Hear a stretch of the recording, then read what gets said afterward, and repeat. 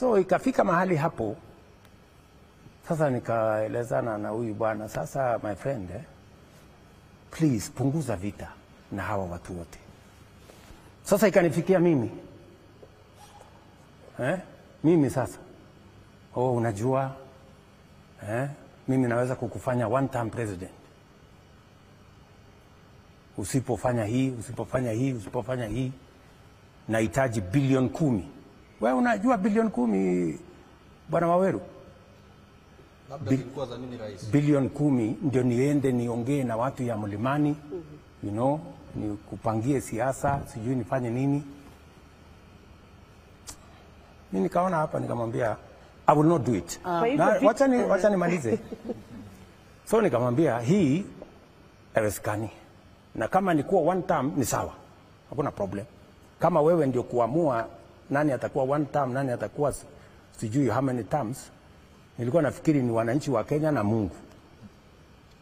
Kama ni wewe, sasa amua vile unataka. Nasikia my friends. So wabunge wakaanza vita. And hata wabunge marafiki wa Rigathi watakuambia mara mbili niliita wabunge. Nikamwambia sikizeni. Hatukuchaguliwa kuja kupigana. Tulichaguliwa kuja kufanyia Wakenya kazi. Wachana na mambo ya impeachment. Mara ngapi? Mara mbili. Mara ya tatu nilikuwa nimeenda UN.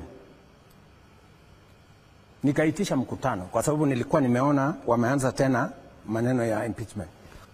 Nikaitisha mkutano, nikamwambia wabunge kujeni tufanye mkutano. Wabunge wakakataa kuja mkutano, wakasema wewe umetuzoea. Ulitukataza mara ya kwanza, ukatukataza mara ya pili, sasa utaamua. Either tutaendelea na tukuulizi, atuulizi kura yako. Kura yako haihitajiki bunge. Sisi tutafanya vile tunavyojua tutafanya. Hiyo ingine wachana na sisi. They never came for the meeting.